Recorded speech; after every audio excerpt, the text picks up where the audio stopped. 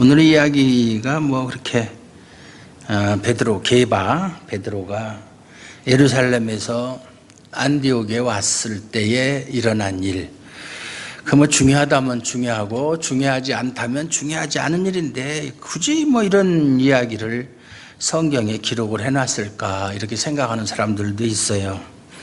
그러나 하나님은 그렇게 중요하지 않은 일, 우리가 알아도 그만 몰라도 그만인 일을 성경에 기록해 놓은 하나님이 아니세요. 하나님이 하신 말씀은 한 말씀도 땅에 떨어지는 법이 없고 반드시 그것이 이루어진다. 그리고 그것이 우리의 구원을 위해서 꼭 필요한 말씀이다라는 것을 명심해야 돼요. 그래서 어떤 사람들은 성경을 읽을 때 자기가 좋아하는 말씀, 중요하다고 생각하는 말씀 밑에다가 이렇게 빨간 줄을 치는데 성경 전체가 다 빨간 줄 쳐야 돼요. 그렇게 하면 빨간 줄 치는 습관은 좋은 습관이 아니에요. 왜 그러냐면 빨간 줄을 치다 보면 다음에 성경을 한 번만 읽고 마는 게 아니잖아요. 다음에 두 번째 읽을 때는 빨간 줄 친 데만 눈이 먼저 가는 거예요. 눈이 그렇게 벌써 훈련이 된 거예요. 그리고 빨간 줄 치지 않은 데는 별로 중요하지 않다고 해서 그냥 넘어가는 거예요. 근데 우리가 자세히 이렇게 보면, 그래서 이제 제대로 성경을 보려면 성경 한 성경을 계속 어떤 사람은 막 표지가 다 떨어져서 막 너덜너덜할 때까지 가지고 다니는 사람, 남들이 볼 때 아유 저분은 성경을 엄청 많이 읽는가 보다, 성경을 너무나 사랑하는가 보다 라고 해서 그런 소리를 들으려고 뭐 하는 사람이 없겠지만은, 그래서 막 책을 보면 빨간 줄 파란 줄 막 쳐놓고 옆에다가도 막 이렇게 써놓고 아주 대단해 보이는 게 좋은 게 아니에요. 그게 좋은 게 아니에요. 그래서 성경은 될 수 있으면 가끔 한 번씩 새 성경으로 바꿔서 읽는 게 좋아요. 새 성경을 읽을 때 내가 처음 성경을 대하는 자세로 사전에 가지고 있던 사전 지식 다 제하해버리고 전제 없이, 물론 그렇게 쉬운 것은 아니에요. 전제 없는 사고라고 하는 것은 사실은 불가능할 수도 있는데, 내가 이미 가지고 있던 어떤 기존적인 사고 이거 다 버려버리고 내가 성경을 오늘 처음 읽는 사람이다라는 생각으로 쭉 읽고, 그렇게 몇 번 읽고 나서는 뭐 몇 번이 한 번도 안 읽는데 그러고서는 또 새로운 성경을 사서 읽고, 그게 참 좋은 거예요. 저는 물론 목사니까 그렇겠지만 성경 뭐 수십 권이에요. 저는 수십 권. 그것도 성경도 뭐 우리말 성경은 거의 다 비슷해요. 거의 다 비슷한데 이제 영어 성경 같은 데는 그 뭐 NIV라든가 뭐 또 NASA라든가 뭐 여러 가지 성경 번역본이 많거든요. 그럼 단어 선정이라든가 이런 것이 차이가 많이 나요. 그래서 여러 가지를 이렇게 비교해서 공부하는 데는 참 좋아요. 근데 우리 성경이야 뭐 다 똑같잖아요. 그런데 이제 여러분들도 보면 요즘에는 뭐 인터넷이 발달을 해서 보면 표준 새 번역이라든가 공동 번역이라든가 천주교하고 같이 공동으로 번역한 거, 그런 걸 읽어보면은 좀 더 뜻을 좀 이해하는데 확실히 도움이 된다. 이것저것. 물론 여러분들이 원어를 모르기 때문에 원어 성경을 참고할 정도는 안 되니까 영어 성경, 제일 처음에는 이제 한글 성경, 다른 번역 성경, 표준 새 번역, 공동 번역, 무슨 또 지금 우리가 보는 건 개역 개정이니까, 또는 뭐 어린 성경도 있어요. 쉬운 성경, 이런 거 쉬운 성경도 있고, 이런 거 하다가 좀 저기 영어 성경, NIV라든가 또는 KJV라든가 또 나사본, NASA 이런 거, 또 그 외에도 또 여러 가지가 있어요. 이렇게 보면은 더 정확한 뜻을 알 수가 있어요. 언제나 그렇게 되려나? 그리고 저 같은 경우는 이제 중국어 성경도 보고 원어 성경 보고, 암만 뭐 해도 원어 성경보다 더 저기한 성경은 없으니까. 그래서 중국어 성경을 보면 어떤 것은 영어 성경이나 우리말 성경보다 더 원어의 뜻에 가깝게 번역한 부분들이 많이 있어요. 그래서 중국어 성경을 제가 참교를 많이 해요. 독일어를 할 줄 아는 사람은 독일어 성경이 더 좋죠. 독일어 성경. 뭐 라틴어 성경을 볼 수 있으면 그것도 좋고 70인 성경을 보면 더 좋고 끝도 없어요. 한도 없고 끝도 없는 건데, 지난 시간에 1절에 보면 14년 후에 사도 바울이 바나바와 디도를 데리고 예루살렘에 올라갔다. 이것이 두 번째 방문이다 그랬어요. 그런데 올라간 것은 자신의 어떤 임의적인 계획으로 올라간 것이 아니라 계시를 따라 올라갔다. 이거 뭐냐면은 자신의 마음대로 올라간 것이 아니라, 자신의 어떤 목적을 이루려고 올라간 것이 아니라 하나님께서 올라가라는 그런 말씀이, 계시가 있었기에 그 계시에 따라서, 말씀에 따라서 올라갔다. 자신의 의지와는 상관이 없다. 하나님의 계시는, 그 계시가 이루어지기 전에는 우리가 그 계시의 정확한 뜻을 알 수가 없어요. 왜 그렇게 말씀하셨을까? 왜 그렇게 하라고 하셨을까? 바울도 올라가면서 그걸 몰랐어요. 근데 올라가서 교회에서 기둥같이 여기는 베드로와 야고보와 요한도 만나고, 이 사람들을 만나서 그동안 자기가 전했던 복음을 사사로이 이야기를 하니까, 당신이 전한 복음이나 우리가 전한 복음이나 똑같은 복음이다. 그래서 인정을 받았어요. 그래서 친교의 약수를 했다고 그랬어요. 그것은 인정했다는 얘기예요. 그리고 또 한 가지 사건은 헬라인 디도를 데리고 갔는데, 그 교회에 가만히 들어온 거짓 형제가 어떻게 헬라인이 아무리 기독교를 믿는다고 해도 할례를 받지 않을 수가 있느냐, 할례를 받아야 된다, 이렇게 요구하는 일이 있었는데 바울은 절대로 거기에 굴복하지 않았다.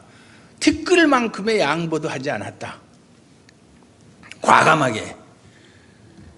지난 시간에 말씀드린, 만약에 거기서 바울이 일보 양보를 했더라면 그동안 바울이 가르쳤던 복음은 무너지고 마는 거예요. 왜냐하면 우리가 구원을 얻는 것은 예수 그리스도를 믿는 믿음으로만 구원을 얻는 것이지, 거기에 어떤 행위나 선행이나 공로, 율법 이런 것이 조금이라도 가미가 되면은 그것은 복음이 아니에요. 그렇게 가르쳤어요. 그래서 많은 이방인들 기독교로 개종을 했고, 심지어는 유대인들조차도 기독교로 개종을 하게 한 바울인데, 그런데 헬라인 디도를 예루살렘에 올라가서 거기서 사람들이, 그 할례당이죠. 그 사람들은 어떤 사람들이냐면, 참 겉모습은 그리스도를 믿는 사람 같지만 실제로는 믿음이 없는 사람들, 가짜 신자들이에요. 그러니까 모조 그리스도인들, 짝퉁이죠. 그들의 요구를, 좋은 게 좋다, 괜히 그거 하나 양보하면 되지, 그걸 끝까지 거부하다가 서로 간에 감정이 상하고 불편한 일이 일어나면은 그 서로 간에 그 그리스도 안에서 친교에 도움도 되지 않느냐 해가지고 했더라면, 바울이 전한 복음은 설 자리가 없다. 그래서 목숨 걸고 지켰던 거예요. 그런데 이번에는 또 다른 사건이 일어나는데, 그 사건이 일어난 곳이 안디옥이다. 안디옥. 그 안디옥은 수리아 안디옥이에요. 성경에는 안디옥이 여러 군데 갔지만 성경에 나오는 안디옥은 두 군데. 수리아 안디옥, 또 한 군데는 무슨 안디옥? 물어볼 필요가 없는 걸 물어봤네요. 비시디아 안디옥이에요. 비시디아 안디옥. 성경에 나오는 지명이에요. 이 수리아 안디옥은 상당히 중요한 장소예요. 비시디아 안디옥도 마찬가지지만 이 수리아 안디옥에서 선교 사역을 왕성하게 했고, 처음으로 예수 믿는 사람을 그리스도인이라고 불림을 받은 곳이 이 수리아 안디옥이에요. 비시디아 안디옥하고 헷갈리면 안 돼요. 여기에서는 이제 바나바가 목회를 하고 있다가, 바울이, 그 흉악한 바울이 기독교를 핍박하고 아주 기독교를 없애버리려고 작정하고 그렇게 회방하던 바울이 하나님의 은혜로 예수 그리스도의 사도가 되었다라는 것을 맨 먼저 알고 그를 예루살렘에 있는 사도들에게 소개를 시켜준 사람이에요. 그래서 바울에게 있어서는 없어서는 안 되는 정말 은인이죠. 그런 동역자, 나를 누가 인정해 준다, 인정해 주는 사람이 있다는 거 참 귀한 일이에요. 그 사람이 그렇게 해서 이제 바울이 그때부터 사도들한테 인정을 받기 시작한 거예요. 그러다가 아예 다소에 있는, 바울의 고향이 길리기아 다소잖아요. 다소에 있는 바울을 그러지 말고 나와 같이 일을 하자, 데려다가 안디옥에서 같이 일을 했어요. 인정했다는 얘기죠. 뭐 일하는 게 이렇게 쉬워요, 같이 일한다는 게. 그러다가 안디옥에서 우리가 이제 선교사를 파송하자 할 때 그들이 금식기도 하고 누구를 선교사로 보내면 좋겠습니까? 라고 하나님께 기도해서 응답받은 것이 바나바와 바울이에요. 이 선교사는 말이죠, 참 능력이 많아야 돼요. 실력이 국내에서 목회하는 사람보다 외국에 나가는 선교사는 더 많은 성경적인 지식과 신학적인 지식이 튼튼해야 되는데 우리나라는 거꾸로 실력 없는 사람이 선교를 나가 망쳐놓는 거예요. 저도 선교를 해봐서 알지만 정말 한심스러워요. 한심스러워. 100명 중에 제대로 하는 사람 하나나 있을까 말까 할 정도예요. 그래서 바나바와 바울이 그때부터 선교사로서 또 1차 전도여행도 같이 가고, 물론 이제 전도여행 중에 또 사이가 벌어져서 싸우고 2차 전도여행 때부터는 또 갈라져서 또 이렇게 이제 바울은 신라하고 같이 하고 바나바는 이제 그 마가복음을 쓴 마가하고 같이 다. 이게 다, 그런데 그게 다 사실은 하나님의 섭리예요. 싸움으로 인해서 갈라지게 하고. 마치 사도행전에 보면 스데반 집사가 순교를 당하잖아요. 순교를 당하고 나서부터 그때 예루살렘에 있는 그리스도인들이 다 흩어져요. 순교를 당하고 나서 박해가 시작됐으니까 그때부터 본격적으로. 그래서 그들이 이제 뭐 안디옥으로 가, 비시디아나 이 수리아나 이 안디옥에 가서 거기서 새로운 또 교회를 또 새로 설립을 하고, 이것이 다 하나님의 섭리 가운데서 이루어진 일이다. 그래서 교회는 흩어지는 곳이에요. 자기들끼리 모여가지고 뭐 이렇게 뭐 이거 하고 저거 하고 뭐 우리 교회는 뭐 이것도 한다 저것도 한다 막 이러고, 우리 교회는 참 분위기가 좋아, 뭐 가족 같은 분위기, 그거 좋은 거 아니에요. 물론 뭐 그렇다고 해서 분위기가 나쁘라는 것이 좋다는 얘기가 아니라 교회는 흩어지는 거예요. 예수님도 제자들에게 마태복음에 보면 너희는 가라 그랬잖아요. 가서 많은 사람들에게 복음을 전하고 그들을 제자 삼고 세례를 주고 내가 너희에게 분부한 모든 것을 가르치고 또 지키게 하라고 그랬잖아요. 그게 교회의 사명이에요. 근데 지금 보면은 자금의 교회들은 보면 자기들끼리만 뭐 하려고 그래. 끼리끼리. 교회 아니에요, 그거는. 교회는 흩어져야 돼. 흩어져야 하나님 나라가 확장될 거 아니에요. 예. 근데 오늘 무슨 일이 있었느냐, 안디옥에서. 짧은 이 본문 말씀 속에서 있었던 이 사건이 상당히 중요하다. 여기서 있었던 일이 정말 기독교 역사상 정말로 큰 영향을 끼친 사건이다. 배경은 안디옥입니다. 여기 보면 게바가 안디옥에 왔다고 그랬어요. 이르렀을 때에. 게바는 원래 예루살렘 교회에 있는 사람인데 거기서 무슨 일로 왔는지는 잘 모르겠어요. 뭐 구체적으로 성경에서 말하고 있지 않기 때문에 자기가 추측해서 무슨 일 때문에 왔을 것이다 알 수 없어요. 그런데 이 예루살렘에서 안디옥까지 거리가 북쪽으로 480km 정도 돼요. 그럼 서울서 부산보다도 더 먼 거리예요. 그때 뭐 그 사람이 무슨 뭐 에쿠스를 타고 간 것도 아니고 말 타고 간 것도 아니고 걸어갔을 텐데 얼마나 오래 걸렸겠어요. 물론 뭐 해상으로 갔는지 육로로 갔는지는 알 수 없지만 어쨌든 놀러 가진 않았을 거다. 뭔가 중요한 일이 있으니까 갔을 것이다.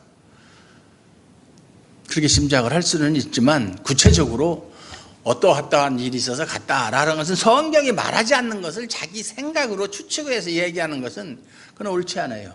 그렇게 하는 사람들이 많이 있는데 그렇게 하면 하나님 앞에 죄를 짓는 거예요.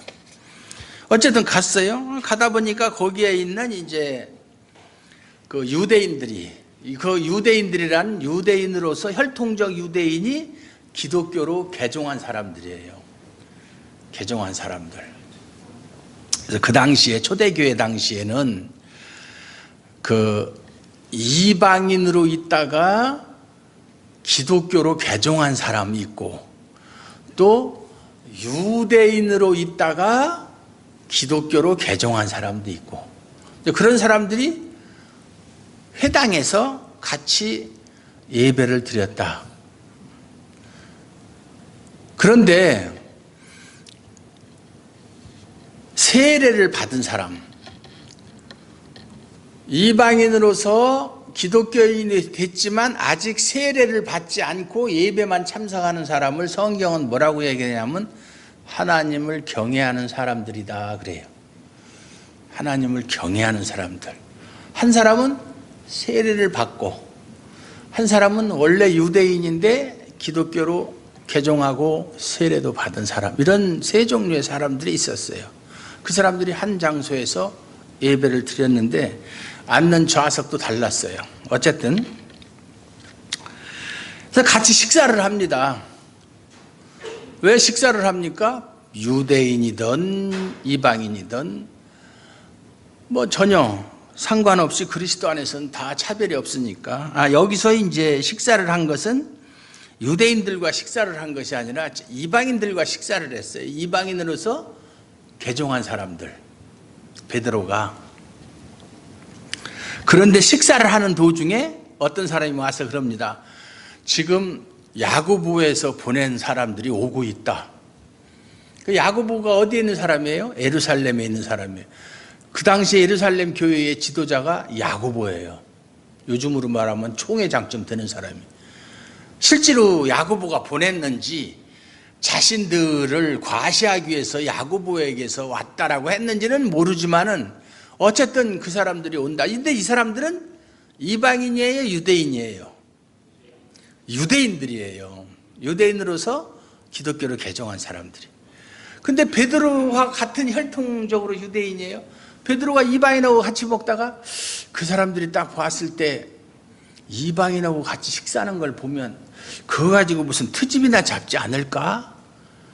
에이, 괜히 그냥 긁어부스럼 만들지 말고 내가 하나 그냥 자리를 피하면 되지. 그러고 밥을 먹다가 슬그머니 자리를 피한 거예요. 같이 밥을 안 먹은 것처럼.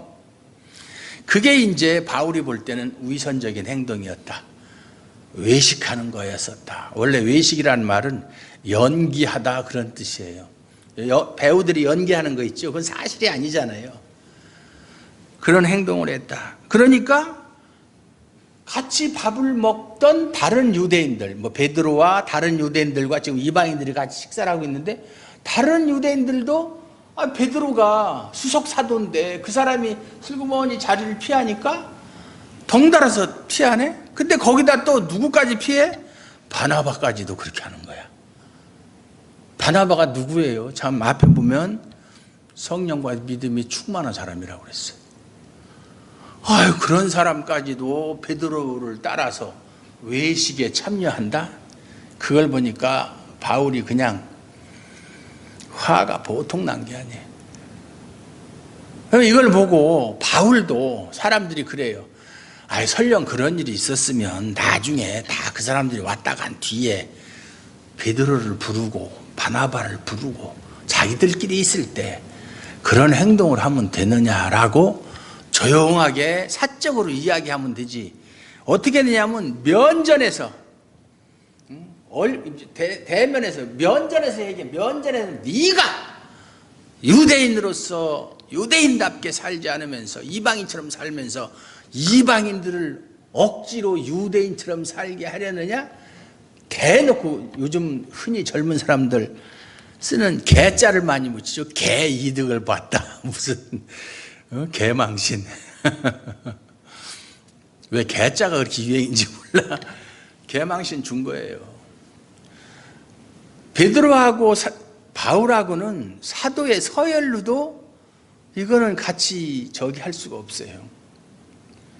사도 바울이 앞에서 얘기했듯이 예루살렘 교회의 기둥같이 여기는 존재, 여김을 받는 존재가 베드로가 제일 앞에 이름이 올라가는 사람인데, 그에게 그렇게 면전에서 새카만 후배가, 베드로는 예수님이 살아계실 때부터 3년 동안 같이 다니고 같이 먹고 자고 가르침 받고 예수님이 행하시는 모든 표적을 다 눈으로 보고 그렇게 했던 정말 전설적인 존재인데, 그때는 예수님을 알지도 못하고 나중에 예수 믿는 사람을 잡아서 그냥 그렇게 옥에다 가두고 심지어는 사형을 시키는데 가편 옳다라고 찬성하는 표에 투표를 하고, 그런 사람인데 하나님의 은혜로 부활하신 주님을 만나서 뒤늦게 사도가 된 사람이 감히 베드로에게 그렇게 할 수가 있는가? 베드로가 원래 성격, 참 바울이 그렇게 못된 성격인가? 아니면 누구하고 논쟁하기를 좋아하는 성격이라 그랬는가? 아니면 자기 자신을 과시하는 성격인가? 성격 자체가 다혈질이라서 그랬는가? 여러 가지로 생각할 수도 있겠지만 그게 아니에요. 바울이 그렇게 한 것은 어떤 자신의 성격이나 자기를 드러내거나 그런 것이 아니고, 바울이 수석사도니까 그를 시기하고 질투해서, 학문적으로는 베드로는 그 어부 출신이에요. 요즘 말로 말하면 어디 시골 어디에서 저견 사람이고, 바울은 서울대 수석으로 졸업한 사람이에요. 그렇게 비교를 한다면 이거 비교가 안 되죠. 학문적으로. 누구의 제자예요? 바울이 가말리엘의 제자예요. 이스라엘의 역사상 3대 율법사가 있어요. 3대 율법사. 첫 번째 누구예요? 구약시대 나오는 사람? 물어보면 대답을 에스라가 있고, 신약시대에 2명 있어요. 성경에는 안 나오지만 힐렐이라고 있어요. 예수님 당시에 힐렐과 샴마이 학파, 2 학파가 있었는데, 힐렐이라는 사람이 이스라엘의 3대 율법사 중에 2번째 사람이에요. 3번째는 누구예요? 가말리엘이에요. 가말리엘은 누구냐? 힐렐의 손자예요. 그 가말리엘의 수제자가 누구예요? 바울이에요. 바울이 만약에 예수교로 개종하지 않았으면 율법사로서 4대 율법사로 이름을 남겼을 사람이에요. 역사적으로. 그런 사람인데 베드로를 갖다 무시해서 지가 수석사도면 수석사도지, 무식한 놈이 말이야. 어쩌다가 예수님 만나가지고 그렇게 됐다고. 그런 시기 질투하는 마음 때문에 그런 게 아니다 이 말이에요. 왜냐하면 여기 나오잖아요. 14절에 마지막 절에 보면 나옵니다. 12절부터 야고보에게서 온 어떤 이들이 이르기 전에, 아직 도착하기 전이에요. 이제 밥 먹는 걸 보기 전이에요. 게바가 이방인과 함께 먹다가 그들이 온다는 소식을 듣고, 그들이 오매 아직 그들 눈에 띄진 않은 거예요. 그가 할례자들을 두려워해. 할례자들이라는 게 뭐예요? 아직 그리스도로 개종하긴 했지만 할례를 받아야 된다고 주장하는 사람들, 할례당들이에요. 그 사람들이 보면 그 사람들 입장에서는 유대인과 이방인이 같이 식사를 한다는 건 있을 수 없는 얘기예요. 그래서 그 사람들을 두려워하는 마음으로 떠나 물러갔다, 그 자리를 피했다 그 말이에요. 두려워해서, 호환이 두려워서 그 얘기예요. 그러니까 결과가 어떻게 됐습니까? 남은 유대인들도, 같이 식사하던 유대인들도 그와 같이 베드로와 같이 외식함으로 바나바도 심지어는 바나바조차도 그들의 외식에 유혹되었느니라.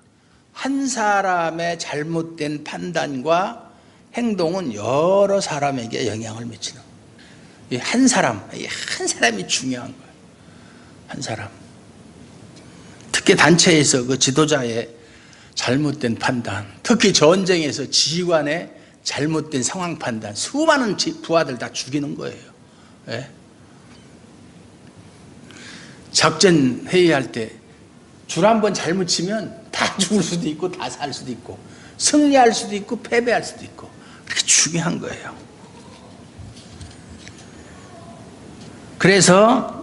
그러므로 그런 일이 있기 때문에 사도 바울이 나는 그들이 게바, 베드로와 같이 식사하던 유대인들과 심지어 바나바까지도 복음의 진리를 따라 바르게 행하지 아니함을 보고, 그들이 한 행동은 복음의 진리를 따라서 행한 것이 아니다라는 얘기예요.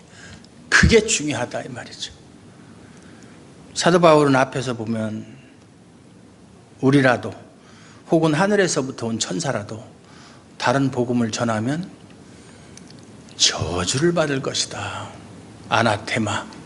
그렇게 이야기를 했어요. 그러니까 이 복음에 대한 확고한 신념과 복음의 진리에 대한 그 뜨거운 열정과 충성, 복음에 대한 사랑하는 마음은 바울을 따라갈 사람이 없어요. 그는 그것을 위해서 목숨을 건 사람이에요. 실제로 나는 그리스도와 그의 몸된 교회를 위해서는 나 죽는 거 하나도 두렵지 않다. 내 목숨을 조금 더 귀한 것으로 여기지 아니한다. 오히려 그리스도의 남은 고난을 내 육체에 채운다라는 일사각오. 옛날에 주기철 목사님이 설교한 제목이 일사각오인데, 그런 각오로 복음을 전했고 가르쳤고 복음에 따라서 행동한 사람이 바울이에요. 그런 면에서 정말 제가 바울을 존경해요. 정말 멋있는 사람입니다. 복음의 영웅이다. 이 시대에는 그런 영웅이 없다. 복음의 진리를 위해서 목숨 걸고 싸우는 사람이 없다. 타협하고 양보하고 이단 사상을 가리키는 그런 교회가 있으면 노회나 총회에서 면직을 시켜요. 그런데 조금 있다가 1년이나 2년 지나면 그 한기총이라고 한국 기독교 총연합회 이런 데서 또 풀어줘요. 이단성이 없다. 왜 풀어주겠어요? 왜 풀어주겠어요? 돈 받고 풀어주는 거예요. 이게 그렇게 썩었어요. 한국 교회가. 이게 썩었다고. 이거 빨리 없애버려야 될. 나도 그래. 나도 박멸했어. 예? 돈 받고 이단에서 해제시켜주는 사람들이 어디 있어요? 중세교회가 타락했어도 이렇게 타락하지 않았어요. 지금 그런다니까요. 그리고 아무리 어떤 소리를 해도 제재를 안 받아요. 예를 들어서 제가 막 말도 안 되는 소리를 하잖아요. 그러면은 이제 같은 노회나 총회에다가 고소를 해가지고 너 신학적으로 문제가 있다. 그러면은 불러요. 조사위원회에서 또는 이단 대책위원회나 신학조사위원회에서 불러서 가서 왜 이렇게 가르쳤느냐, 이건 성경적으로 잘못되지 않았느냐, 그러면 그러면 앞으로 고치겠습니다 이렇게 얘기해요. 그것으로 끝이에요. 그럼 그 사람이 실제로 고치느냐? 고치긴 뭘 고쳐요? 그렇게 해서 고치는 사람 한 사람도 못 봤어요. 이건 바뀌지를 않아요. 신학사상은 바뀌질 않아요. 물론 바뀌는 사람도 있긴 있죠. 아주 드물게. 옛날에 제가 만났던 목사님 한 분 있는데 성경 공부하는 모임이 있어가지고 우리 목사님들 한 15명 정도 모였는데 이 양반이 너무 성경에 대해서 아는 게 없어. 아는 것도 없는 것뿐만 아니라 성경에 대해서 잘못 알고 있어. 아유, 목사님 그렇게 하면 안 됩니다. 그랬더니 이 목사님이 겸손해가지고 저는 잘 모릅니다. 그러니까 저 좀 가르쳐 주십시오. 그래서 많이 지도를 해줬어요. 해주고 무슨 책을 읽어봐라, 어떻게 해라. 그 양반도 뭐 연세대에 나온 사람인데 머리는 있죠. 나이는 저보다 2살이나 더 먹었는데, 그래서 그때부터 그냥 우리가 가르치는 대로 추천해주는 책 3년 동안 계속 그 책만. 지금은 아주 책도 많이 썼고요. 지금은 아주 그냥 저보다 훨씬 나은, 그렇게 얘기해 겸손하죠 제가. 그런 이제 우리 아주 친하게 지내는 목사님인데, 우리 그룹에서 같이 만나면 신학적인 토론, 성경적인 토론 막 그러는데, 저는 아무리 친해도 상대방이 성경을 잘못 해석하거나 엉터리 소리 하면 그 자리에서 그 말도 안 되는 소리 하지도 말라고.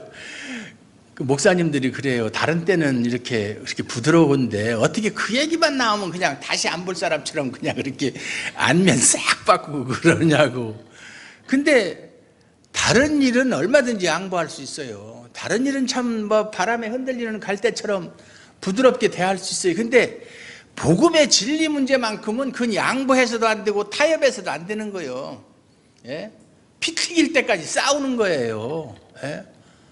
양보하면 내 신앙이 무너지는데, 아니 내 신앙이 무너지는 게 아니라 기독교의 신앙이 무너지는데, 그건 안 되는 거죠. 끝까지 싸워야죠. 예. 근데 그들의 행동이 복음에 따라서 바르게 행동을 찾는다. 베드로가 복음을 몰라요? 그가 믿음으로 구원을 얻는다는 사실을 모르겠어요? 그도 예수님의 은혜로 하나님께 의롭다함을 받는다는 거 다 알고 있어요. 베드로가 그걸 모를 리가 없죠. 예? 복음의 진리가 뭐예요? 유죄한 인간이 하나님이 거저 주시는 은혜로 말미암아서 의롭다함을 받고 모든 죄 용서함 받고 하나님께 받아들여진다는 거. 쉽게 얘기하면 오직 믿음과 오직 은혜로 하나님 앞에 당당히 나설 수 있다는 거. 베드로가 그걸 모르겠어요? 다 알아요. 아는데 아는 대로 행동하지 않았다는 얘기예요. 복음을 알고 복음의 진리를 지키는 것만으로는 부족해요. 그것만 갖고 안 돼요. 그 복음의 진리대로 살아야죠. 사는 것 없이 입술로만 아무리 떠들고 나는 하나님을 믿는다, 예수를 믿는다, 그런 소리 해봤자 뭐예요? 소용이 없는 거예요. 하나님은 유대인이든 이방인이든 예수 그리스도 안에서 서로 화목하게 해서 차별 없이 하나님의 백성으로 받아주었는데, 감히 우리가 어떻게 할례받지 않았다고 해서 예수 그리스도 안에 있는 이방인들을 갖다 차별할 수 있느냐. 바울의 논지가 그거예요. 우리가 무엇이 간데 하나님의 의롭다 한 사람들을 우리가 차별하고 그들을 배척하느냐. 이건 있을 수 없는 일 아니냐, 그거예요. 바울의 논리는 정말 논리정연한 거예요. 빈틈이 없어요. 네. 만약에 이 안디옥에서 바울이 양보하거나 그냥 흐지부지 넘어갔더라면 기독교는 존재할 수가 없어요. 지금 바울은 그걸 알고 있어요. 여기서 내가 양보를 하면 상대방이 눈치 보고 체면 보고, 그래도 수석 사도인데, 나보다 선배 사도인데, 나이도 나보다 많은데, 그래도 예루살렘 교회의 지도자인데, 이런 거 저런 거 생각해서 양보하고 타협하고 그랬더라면 기독교가 무너진다는 걸 누구보다 잘 알고 있는 거예요. 그러니까 이거는 목숨 걸고 싸워야 되는 문제예요. 상대가 누가 됐든지 그건 상관할 거 없는 거예요. 제가 언젠가도 얘기했지만 아리우스, 예수님의 그 본질 문제, 유사 본질이냐 동일 본질이냐, 그 문제 가지고 싸웠던 아타나시우스, 그 수많은 고난을 겪으면서도 그 진리를 지켜내기 위해서 그는 고난받는 것을 피하지 않았어요. 그리고 로마 교황의 잘못된 것을 대항한 마르틴 루터, 그도 그것 때문에 얼마나 많은 고난을 겪었어요. 그렇게 해야 되는 거예요. 그렇게 해야 되는 거예요. 상대의 눈치 보고 상대의 지위에 눌리고 상대방을 두려워해서 그렇게 하면 안 되는 거예요. 베드로가 옛날에 예수님이 십자가에 잡힐 때 두려운 마음으로 예수님 따라갔다가 계집종 앞에서 예수님을 부인했던 그 베드로가 오늘은 할례자들을 두려워하는 마음으로 또 씻을 수 없는 죄를 진 거예요. 외식하는 죄를. 예? 바울이 지적한 게 그거예요. 우리가 두려워할 대상은 그런 사람들이 아니에요. 예?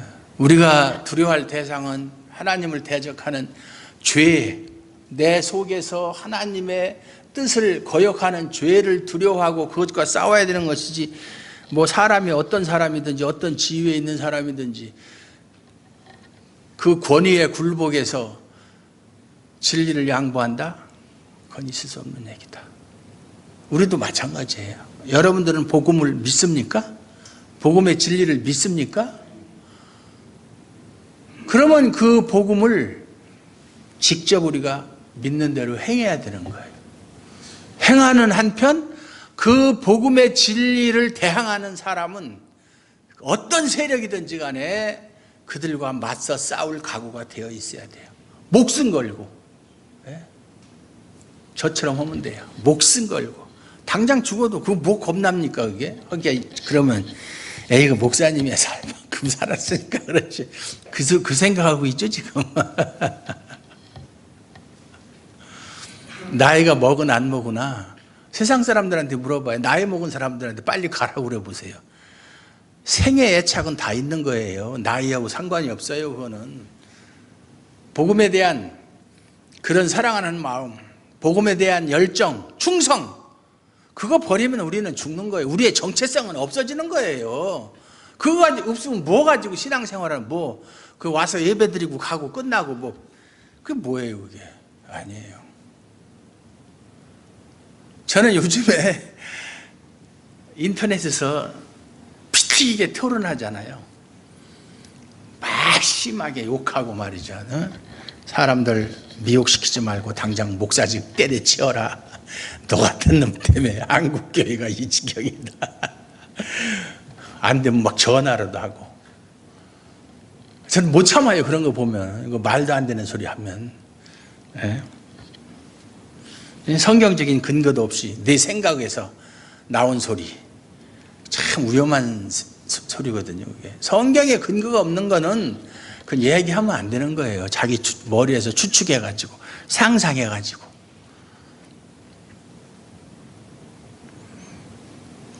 아주 어떤 때는 밤새워가면서 토론도 하고 온라인상에서 그렇게 합니다. 그랬더니 어떤 사람은 목사님은 너무 과격하세요. 목사님 뜻은 알겠는데 조금 좀 순화 좀 합시다. 언어 좀 순화. 내가 지금 순화하게 생겼냐 지금? 이건 죽고 사는 문제야 이거는. 다른 건 다 양보할 수 있어.